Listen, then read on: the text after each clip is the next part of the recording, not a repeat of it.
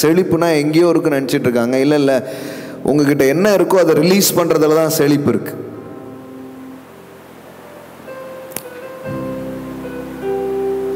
உங்க விஸ்டத்தை ரிலீஸ் பண்ணுங்க. Release it your wisdom. உங்களுடைய கிஃப்ட்ஸை ரிலீஸ் பண்ணுங்க. இது நடக்குதான்னு பாருங்க. வெறும் பணம் பணம் பணம் பணம்னு உட்காந்துட்டு இருக்காதீங்க. அப்படின்னா பணம் வர்றதில்லை. பணம் பணம் பணம் பணம், எதை செஞ்சா பணம் வரும், அதை பண்ணா, இப்படி யோசித்தீங்கன்னா நீங்க வேற ஒரு கலாச்சார சிந்தனையிலிருந்து நீங்க ஒர்க் பண்றீங்கன்னு அர்த்தம். ஆனா ராஜ்யத்தின் புரிதல்ல இருந்து நீங்க வேலை செய்யும் போது நீங்க பணம் பணம்னு வேலை செய்ய மாட்டீங்க. ஜனம், கடவுள் எனக்குள் வைத்திருக்கிற இதை நான் எடுத்து பயன்படுத்தி நான் அதை கொடுக்க போகிறேன். Money is not root, money is the fruit. நீங்க அதை ரூட்டா கொள்ளும் போது is the root of all evil.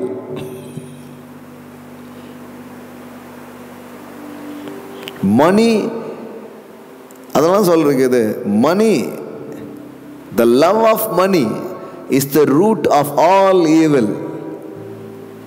But நான் என்ன சொல்லனா, மணிங்கிறது ரூட்டே கிடையாது, மணிங்கிறது fruit. the love of God, the love of people, அதுதான் ரூட்டு. ஸோ எனக்கு மணிங்கிறது ரூட்டு கிடையாது, மணிங்கிறது எனக்கு ஃப்ரூட்டு. உலகத்துக்கு அதை ரூட்டா வச்சுதான் அவன் எல்லாத்தையுமே யோசிக்கிறான். அது ரூட்டு கிடையாது.